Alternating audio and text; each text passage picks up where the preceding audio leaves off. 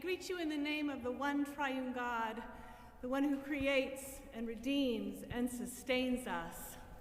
Amen. Amen. Follow me. Jesus says to his disciples, follow me. There are so many ways to follow. We follow the leader. We learn as children to follow the leader, taking turns being the leader of the day and experiencing what it's like to lead. We follow directions. Some of us even stop to ask directions. We follow the nurse through that labyrinth of hallways into the doctor's office, feeling grateful for the arrows on the wall that lead us back to the lobby eventually. We follow our instincts, our gut, often deciding to follow with our heart. We follow rules and laws and stoplights, well, most of the time. We can follow a lead to find out more, or follow suit in card playing, behaving like someone else. We can worry that our teenager is following a bad crowd, and that no one likes the feeling of being followed. We follow through with an athletic swing or a project. We follow up later. We follow people on Twitter and Facebook and maybe your favorite podcast, or you can follow the stock market. I follow several devotions that appear in my email every morning. Follow me. Jesus says to his disciples, follow me. As he walks along, he sees them, and I mean truly sees them, and he calls them by name, reaching out and inviting them to follow him. And they do. Immediately and with great urgency, they walk away from their previous lives entirely, which is unlike the story of Jonah that we heard this morning. Today we heard that it was the second time that God had called, not the first. The first time God called Jonah, he said no. Nope, no can do, God. And he ran completely the other direction, where he got into a whole lot of trouble. You might say that he had a whale of a time. You know, this is a lot this is a lot harder to do without a crowd of y'all here. You realize that, right? No, I've lost my place. There we go. Not the case with our fishermen, Simon and Andrew, James and John, the sons of Zebedee. They dropped their nets. They left their mending and their father and followed. We also know the rest of this story. No matter how enthusiastic they are today, they will stumble and fall again and again in their walk with Jesus. They will doubt and deny this call. They always won't succeed in following this path, but they follow anyway. Follow me, Jesus says. Followers are so important. In fact, first and second followers are the most important thing to anything new, any new movement, any new thought. Imagine you're at a park, and some guy starts some music and begins dancing around, hopping up and down like his entire body is full of joy and happiness. Folks watch him for a while, and then somebody joins him. And that person starts moving just a little bit, and then a little bit more, and pretty soon he is bopping and hopping right alongside with the first person. Pretty soon another person joins in, and before we know it, there's an entire hillside of people dancing and having fun together, that energy building upon itself as each additional person follows. While the first person was the leader of this spontaneous dance-a-thon, the most important folks were that first and second follower.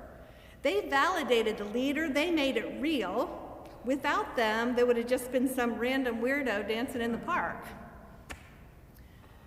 Jesus says to his disciples, follow me, and I will make you fish for people. I really wish we'd use the other translation of the verse that reads, I will make you fishers of people. I will make you fish for people sounds like a task to be done, something you'd like to confer with a colleague about. Like, hey, Bruce, we need to fish. How's the fourth Monday in the month for you? for fishing. Is that good for you? Okay, we both record that time of fishing in our calendars. I will make you fishers of men. That's different. It's not a task or a monthly commitment. To become fishers is a whole new identity, a way of life, something that you do each and every day. It's part of who you are, your very essence of being. Here's an example of what I mean using a different example. Take writing.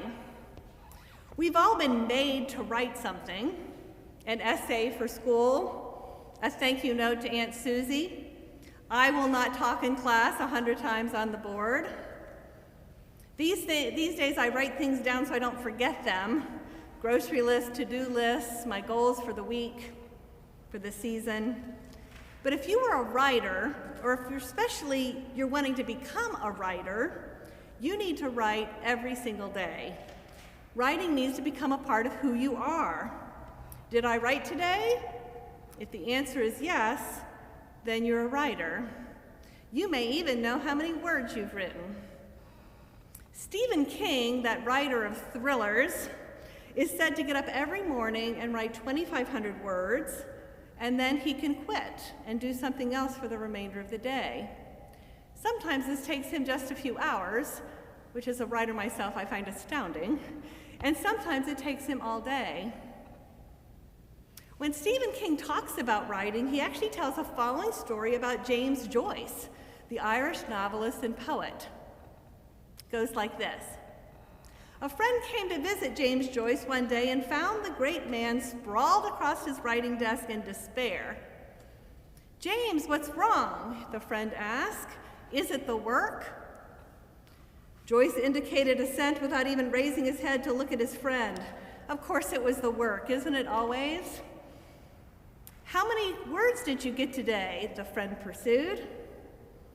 Joyce, still in his despair, still sprawled face down on his desk. 7. 7, but James, that's good for you. At least for you, the 7. Yes, Joyce said, finally looking up, I suppose it is, but I just don't know what order they go in. James Joyce wrote every day, regardless of word count or order. This phenomenon is true of all kinds of becoming. If you're becoming an artist, did you create art today? If you're becoming a writer, did you write today? My husband runs a software coding school, and when his students express that they are eager to code, he asks them, well, did you code today? He means, are you becoming a coder? So I suppose we could ask the disciples, who were made into fishers of men, did you fish today? Did you do something you were called to do? Did you follow the path? Did you follow Jesus? Becoming a writer or an artist, a follower of Jesus, requires repetition. It's something we need to do every day, and it is not always easy. In fact, there are some days when it is downright hard. Follow me. Jesus' message is countercultural. It's challenging. It's uncomfortable. If you want to be comfortable, being a true follower of Jesus really may not be the path to follow. Much easier going along with the current culture, not making waves, keeping to your lane. When we follow Jesus, it's not just showing up on Sunday mornings or Tuesday afternoons whenever you watch this. Thinking that going to church is all that's required to follow Jesus is simply not true. You've heard the joke, right? Going to church on Sunday doesn't make you a Christian any more than standing in a garage makes you a car. I mean, really, what's a car for? It's certainly not made to sit in a garage. A car is for transportation, used to go someplace else, deliver something, to fetch or to travel. We need to concentrate on the doing of our faith, the daily usage of acting out of what our faith has taught us, and what is really important. That's where the rubber hits the road. It's the difference between becoming fishers of people instead of just being made to fish. Follow me. If you are hearing my words, you are following a call from Jesus. Okay, maybe it started as an obligation when you were growing up, but at some point you started engaging on your own. You were called by God to be here at this place and at this time and in this crazy pandemic.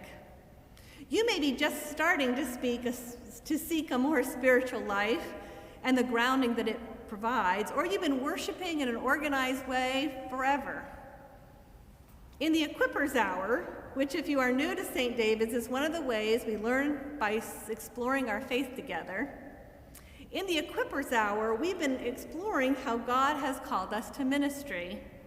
Members of our congregation, and I'm not talking about ordained members, I'm talking about you, the folks that are in the pew, that are in your kitchens or sitting on your couches right now. Members of our congregation are sharing when they felt God moving in their lives, those moments of being called by God and where it led them. Truly inspirational stories of big and small ways of being called. Often we think that only clergy have a call story, some profound moment or moments that caused them to become followers of Jesus as their profession. But everyone is called. Being called is that pestering or niggling feeling we get, a sense that something is changing or stirring within us, nudging us in a different direction. It may be sudden and profound, like the call of Simon and Andrew, of James and his brother John, where they drop everything and go. But for most of us, it's a gradual nudging, or as soft as a whisper, what some might say is an intuitive feeling in our gut. Here's my advice. Pay attention to that. It may not be indigestion. It may be the real thing. Stay aware of what is moving inside of your heart. Be bold enough to pray about it. You can say something like, God, I am here. What are you trying to say? Where would you have me go? I'm here and I'm listening. Then listen. Open your heart and listen. Be on the lookout as you go about your daily talks and your tasks. Make room for the quiet spaces and truly listen. In a few weeks, Lent is coming, which is one of those seasons in the church that are good for listening. And while I know some churches out there really hammer the repentant messages of this season, listening for God's movement in our life, increasing that awareness, is a lovely thing to do during Lent. Follow me. Jesus says to us, follow me. The Spirit is moving among us, bidding us to follow, asking us to trust in the godly direction that opens before us, to recognize the truth that we'll find, and to follow. I pray that we all become dedicated followers of Jesus, listening, praying, and practicing the way of truth and light. Amen.